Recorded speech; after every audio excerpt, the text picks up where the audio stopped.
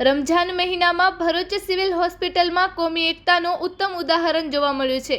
108 એમ્બ્યુલન્સના pilot Hamid Malek રોજાની હાલતમાં એક દર્દીને આમોદથી ભરૂચ સિવિલ હોસ્પિટલ લઈ જઈ રહ્યા હતા। આ સમય દરમિયાન હમીદભાઈના રોજાની ઇફતારીનો સમય થઈ ગયો હોવાથી ભરૂચ સિવિલ હોસ્પિટલના 108 હિન્દુ કર્મચારીઓએ તાત્કાલિક હમીદભાઈ માટે ઇફતારીની વ્યવસ્થા કરી હતી। તેમણે રોજેદાર પાયલટ હમીદ મલેક માટે ખાસ ઇફતારીનું આયોજન કર્યું હતું। આ ભાઈચારાની ભાવનાથી હમીદભાઈ ભાવુક થઈ ગયા હતા।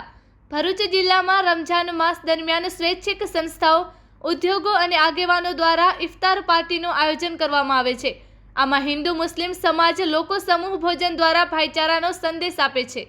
આ રીતે કોમી એકલાસનું વાતાવરણ જોવા મળી રહ્યું છે।